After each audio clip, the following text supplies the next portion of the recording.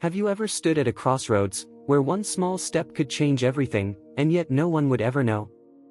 Not a grand moment, not a roar of applause, just a quiet choice, buried deep inside you, waiting. Imagine feeling the weight of that decision in the middle of a forgotten road, somewhere far from home. Sometimes, it's not the noise of history that shapes us. It's the silence right before we move. The dust hung low over the dirt road, stirred only by the cautious shuffle of boots against gravel. The air was hot and dry, but there was a different kind of heaviness pressing down, not from the sun, but from something unseen, something that made the hair on the back of the neck stiffen. The patrol moved slowly, their shapes blending into the muted tones of the landscape, each man carrying more than just his gear. They carried promises, the kind you made with a clasped hand or a glance, promises not spoken aloud because speaking them might make them too heavy to bear. Florent Groberg walked near the front, his hands loose at his sides, his senses sharper than usual. His heart wasn't racing, not yet, but it was awake, fully awake. In the corner of his eye, he caught a small disturbance up ahead, a shadow cutting across the pale stretch of road. He didn't know why it pulled at him, why his body seemed to tighten even before his mind could form the thought. There was no shout, no clear signal, only the soft murmuring of instinct rising to meet the moment. And somewhere deep inside, he felt it, the understanding that sometimes, you don't get to think. You just step. Quietly. Without promise of reward, without certainty of survival. You step because someone has to. Behind him, the soft crunch of his teammates' boots marked a steady, fragile rhythm. A living chain, strung together by trust and hope. One wrong move, 1 second too late, and the chain could snap. He knew it the way you know a storm is coming, not because you see it, but because you feel it. Florent didn't yet know how close that storm truly was. But he was about to take the step that would meet it head-on. Florent Groberg was not born in America, but America had lived in his heart for as long as he could remember. His earliest memories were stitched together from his mother's stories, quiet tales of a country where hard work mattered more than where you were from, where freedom was not just an idea but a living, breathing promise.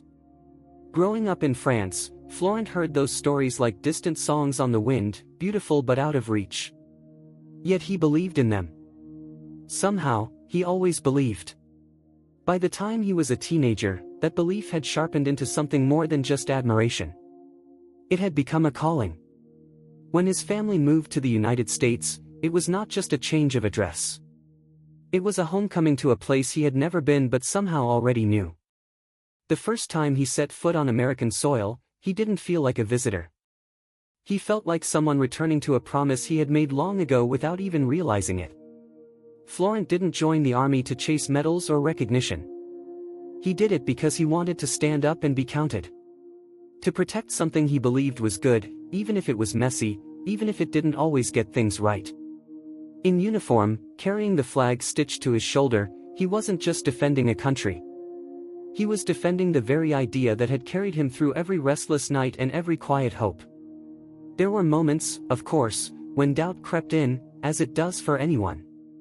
Quiet thoughts in the darkness before sleep, questions that whispered, "Do you really belong here?"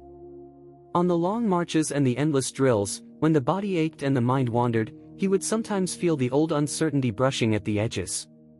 But Florent had a way of answering it, not with grand speeches, not with anger, but with a steady, simple truth spoken under his breath. "I'm here," he would tell himself. And that's enough. He carried that dream the way a man carries a worn photograph in his pocket, not to show it off, but to keep it close, to remember who he was and why he had come all this way.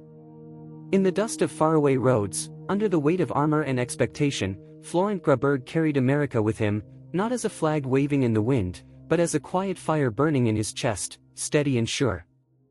The morning sun crept over the ridges, casting long shadows across the dusty road. It was the kind of light that made everything look quieter, almost sacred. The patrol moved forward, their boots finding the familiar rhythm that soldiers fall into when the body has to keep moving but the mind drifts somewhere else. No one spoke unless they had to. Words, out here, were like precious water, saved for when they were truly needed. Florent Groberg walked near the front, his eyes scanning the horizon but his mind resting somewhere deeper. Around him were faces he had come to know better than some members of his own family. Not through long conversations or shared stories, but through something more powerful, the bond of silent promises made when no one else was looking. Each man carried his own reasons for being here, tucked away like old letters folded deep in a pocket.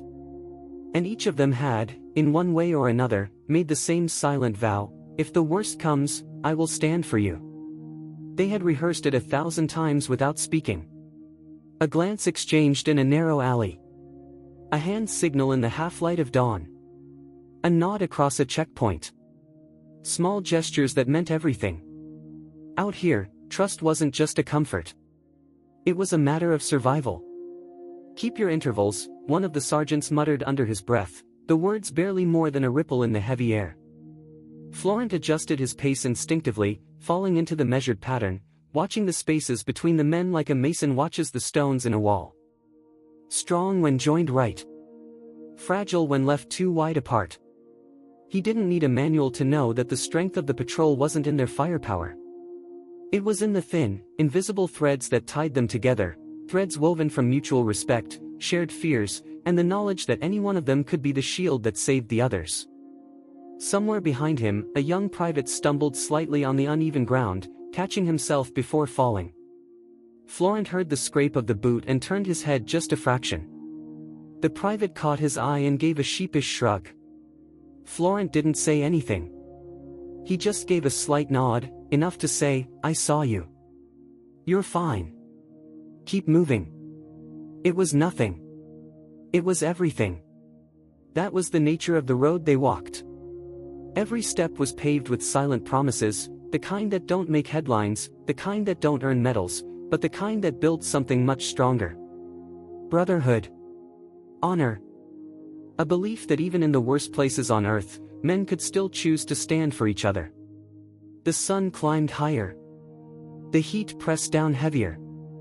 Sweat soaked the backs of their uniforms, dust clung to their faces, but the line kept moving, silent and steady. Each man carried more than his weapon and his pack. They carried each other's lives, woven into the fabric of every quiet step they took. Florent knew it as sure as he knew his own name. Out here, heroism wasn't something you announced. It was something you carried, one silent promise at a time. And on this road, every man had already made his choice, long before danger showed itself. The road bent slightly ahead, narrowing between a low stone wall and a shallow ditch, places where trouble could hide without much effort. Florent Groberg tightened his grip on his rifle, but he kept his movements calm, deliberate. In places like this, panic was a greater enemy than anything they might meet. The patrol slowed instinctively, a ripple of awareness passing through the line without a word spoken. Florent's senses sharpened, not because of anything he could see or hear, but because of the space between things. The way the shadows fell wrong. The way the air seemed too still.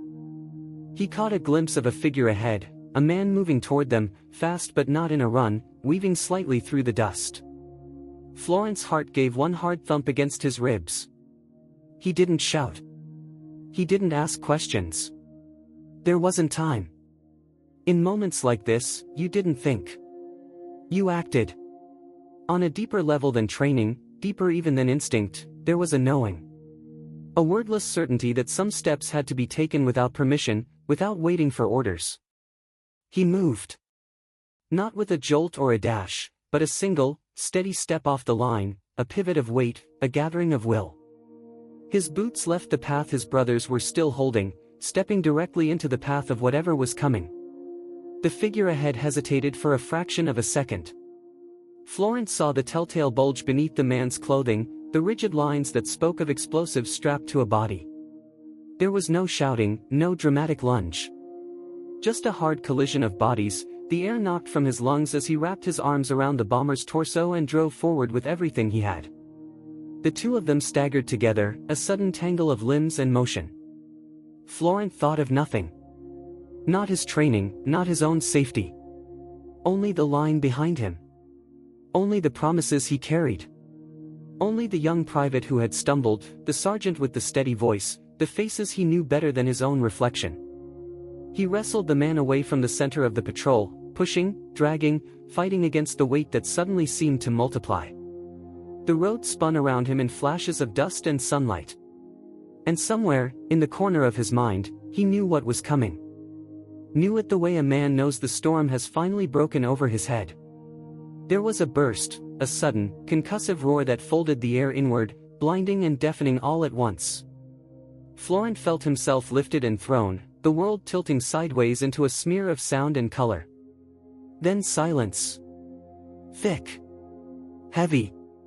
Absolute. For a long moment, there was nothing else. Just the strange, floating awareness that he was somewhere between falling and flying. And somewhere in that silence, deeper than the explosion, deeper than the pain beginning to wake in his body, was the simple, enduring truth. He had taken the step. And for that one step, others might still live. The world slowly drifted back into focus, piece by broken piece.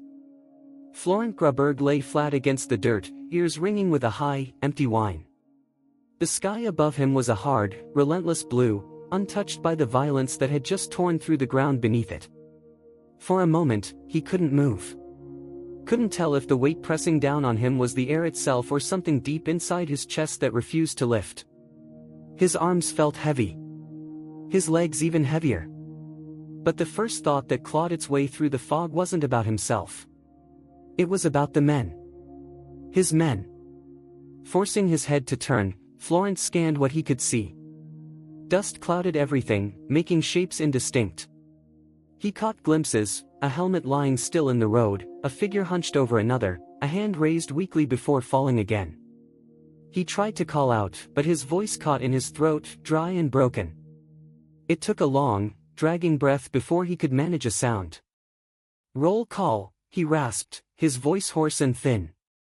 A few answers came, rough and strained, but alive. Groberg counted them without thinking, matching voices to faces, faces to promises. Some were missing. A cold knot formed in his stomach, a knot heavier than any injury. Footsteps crunched beside him, and a medic dropped to his knees. Hands moved over Florent's body, checking for wounds he couldn't feel yet. There was blood. His own, others, he couldn't tell. Pain flickered to life in distant places, sharp and pulsing. "You're gonna be okay, sir," the medic said, voice tight with the kind of urgency that tries to sound calm but doesn't quite make it. Florent didn't answer. He knew the medic was lying. Not about the injuries, maybe. But about the meaning of okay.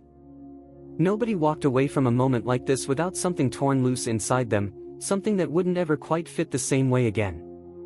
As they lifted him onto a stretcher, his vision blurred, but one thought stayed clear: the faces. The ones he had helped protect. And the ones he hadn't been able to. The guilt hit harder than the explosion. It settled into his chest like a second heart, heavier, slower, relentless. There was pride too, somewhere, but it was buried under the grief, under the relentless questions he knew would follow him for a long time. Could he have moved faster? Seen more? Done better? No one would ask him those questions out loud. No one needed to. He would ask them of himself, again and again, in the long quiet hours between the noise of living. As the stretcher bumped along the broken road, Florent closed his eyes against the bright sky. He thought about the promise he had carried into that day, to stand, to protect, to be enough. The truth was, no matter how many lives he had saved, he would always carry the ones he couldn't. Not as shame. Not as failure. But as a part of the weight that came with stepping forward when it mattered most. Some choices echo loudly in the world. Some just hum, low and steady, in the bones of the ones who made them. Florent had made his choice. Quietly. Completely. And now, he would carry its weight for the rest of his days, one silent step after another. The walls of the hospital room were an unforgiving shade of white, too bright, too sterile. The kind of place where time didn't pass naturally, but dragged itself forward in slow, reluctant inches. Machines hummed quietly beside the bed, their beeping the only sign that life, battered and stubborn, still clung to the man lying there. Florent Groberg stared at the ceiling, counting the cracks in the paint, letting his mind drift between the steady ache in his body and the sharper, quieter ache that lived somewhere deeper. He had survived the blast. He had survived the stretcher ride, the frantic hands, the blinding lights of the operating room. But now came the harder part, surviving himself. The wounds were healing. They told him that every day. Stitches, scars, bone knitted back together by time and careful hands. But there were other wounds that no one could measure. No X-ray could see the names he carried now. No bandage could bind the quiet doubts that bled in the dark hours. Sometimes, in the quiet of the night, he would hear footsteps in the hallway, soft, measured, like the patrol steps he knew so well. He would close his eyes and for a moment, almost believe he was back on that dusty road. That if he listened hard enough, he might hear a familiar voice call out a joke, or feel the reassuring clap of a hand on his shoulder. But the only thing that came was the silence. Heavy. Unforgiving. One night, a young nurse lingered by his bedside longer than usual.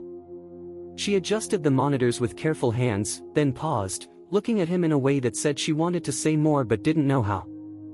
"You saved a lot of lives," she said finally, her voice barely more than a whisper. Florent didn't answer right away. He watched the ceiling a moment longer, then turned his head to look at her. "I lost some, too," he said, the words plain, carrying all their weight without needing decoration. The nurse didn't try to argue. Didn't offer the usual hollow comforts. She just nodded, as if she understood that some battles aren't fought on fields of dirt, but in the unseen spaces where regret and pride live side by side. When she left, Florent let the silence settle back around him like a blanket. He thought about the ones who had made it home because of him. He thought about the ones who hadn't. Both groups were stitched into him now, threads he could never untangle. In the days that followed, physical therapy became a new kind of battlefield. Simple tasks, standing, walking, reaching, became mountains he had to climb with a broken body and a stubborn will. Every movement reminded him of what had been lost. Every small victory felt hollow without the ones he had wanted so badly to protect. But still, he moved. He forced his body to remember what his heart already knew, that survival wasn't the end of the story. It was just another beginning. A harder one. A lonelier one. He didn't ask for medals. Didn't rehearse speeches in his head. He only asked for the strength to carry the weight he had earned, to bear it with the same quiet dignity that had made him step forward in the first place. The unseen battle would not end with stitched wounds or standing ovations. It would stretch out across the long, silent corridors of memory. It would be fought and refought every morning he laced up his boots. Every time he looked in the mirror and saw the faces he could still remember more clearly than his own. Florent Groberg understood now that real heroism isn't about what you endure in the moment. It's about what you choose to carry with you when the world stops watching. And he chose, every day, to carry it forward, one silent, steady step at a time. The day Florent Groberg stood in the East Room of the White House, the air felt heavy with something more than ceremony. The bright chandeliers and polished floors didn't make the moment feel grander to him. They only made it feel more distant, like he was standing in a place built for someone else. He wore the dress uniform, the medals he had earned stitched carefully across his chest. They felt heavier than they should have, a reminder of everything he carried beneath the surface. As President Obama approached, Florent stood straight, his body obedient, his mind somewhere else entirely, back on a dusty road where promises had been made and kept at great cost. The president spoke words of honor and sacrifice, of bravery that rose above instinct. Words that filled the room, caught in the lenses of cameras and the pens of speechwriters. Florent heard them, appreciated them, but knew that the truth of what had happened could never fully fit into a speech or a citation. When the Medal of Honor was placed around his neck, Florent didn't feel a surge of pride. He felt the weight settle there, just above his heart, where it would always be. It wasn't the medal itself that mattered. It was everything that came before it, the silent step, the unseen battle, the faces that would never hear this applause. Later, when the formalities ended and the cameras shifted their gaze elsewhere, Florent found himself standing by a window, staring out at the wide, open lawn. Someone approached him, another veteran, older, walking with the slow dignity of someone who had carried his own unseen battles for a long time. The man didn't offer congratulations. Instead, he said simply, "You didn't do it for this." Florent met his eyes, a small, understanding smile tugging at the corner of his mouth. "No," he said. "I didn't." There was a long pause. No need for more words. In that shared silence, there was an acknowledgement, not of the action itself, but of the meaning behind it. A recognition that the truest acts of courage often live without witnesses, without fanfare, without even the certainty that they were the right thing to do.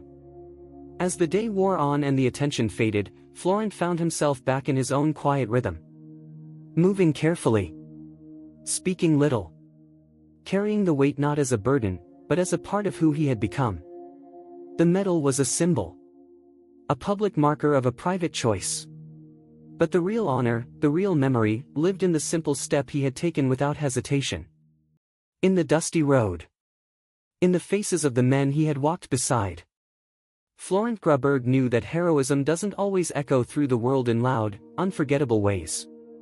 Sometimes, it leaves only a quiet imprint, a silent step that carries forward, generation after generation, shaping a kind of legacy that doesn't need applause to endure. After the ceremony faded into memory, after the crowds dispersed and the polished shoes disappeared into waiting cars, Florent Groberg stepped back into the world as quietly as he had left it. There were no parades waiting for him. No banners hung across the streets. Just the familiar hum of life carrying on, the small, ordinary beauty of a country that didn't always see the sacrifices made in its name but lived because of them all the same. Florent didn't seek out the spotlight. He went back to the rhythms that had shaped him long before the medal, long before the road in Afghanistan. Quiet service. Honest work. Holding the door for a stranger. Listening more than he spoke. Carrying with him a simple, stubborn pride in being part of something larger than himself. He remembered, often, the promise he had carried into battle, to defend the ideals that had drawn him to America in the first place. Freedom. Opportunity. The chance to matter because of who you chose to be, not where you had been born. Sometimes he would sit on a park bench, blending into the crowd, watching children race past with ice cream-stained faces, watching old couples walk hand in hand. It was in these moments, in the soft, unnoticed corners of American life, that he felt the true weight of what he had fought for. Not the grand speeches. Not the medals. But the ordinary peace that so many never thought twice about. One afternoon, a man in a worn baseball cap sat down beside him, nodding politely. They exchanged a few words, the way strangers do when the weather is fine and there's no hurry to be anywhere. The man never asked about the medal. Never mentioned the uniform. He just talked about his grandson's little league games, about the small repairs he needed to make on his old truck. As the conversation drifted, Florent realized something simple and profound: this country he had chosen, and which had chosen him back in its own imperfect, beautiful way, didn't need him to be larger than life. It just needed him to keep believing in the quiet strength that had carried him through that dusty road, through the hospital walls, through every unseen battle since. The real dream wasn't the ceremony. It wasn't the applause. It was the life lived afterward. The ability to sit among his countrymen, unnoticed, unremarkable, free. Florent Groberg had stepped forward once on a distant road when it mattered most. But every day after, in every quiet choice to live, to love, to serve without fanfare, he honored that step anew. He had chosen this country, with all its scars and beauty. And in a way only those who have fought for it can fully understand, it had chosen him back, in every small, unnoticed act of grace that makes a place home. True heroism is not measured by medals or ceremonies. It is measured by the quiet steps we take when no one is watching, by the promises we keep, the burdens we carry, and the lives we touch without seeking recognition. Florent Groberg's story reminds us that courage is often a silent, steady choice made in the face of fear and uncertainty. He chose to step forward not for fame, but for the simple, powerful belief in protecting others. And even after the battle was over, he continued to honor that choice in the way he lived, quietly, humbly, and with enduring dignity. In a world that often celebrates the loudest voices, Florent's journey teaches us that the greatest strength sometimes comes from silent sacrifice and steadfast loyalty. It invites us to reflect on our own lives. When the moment comes, Will we have the quiet courage to do what's right, even if no one sees it? If this story touched you, if it made you think about the silent heroes walking among us every day, please like this video, share it with someone who might need a reminder of true courage, and subscribe to Legacy of Courage Stories for more powerful journeys that honor the quiet, enduring spirit of real heroes.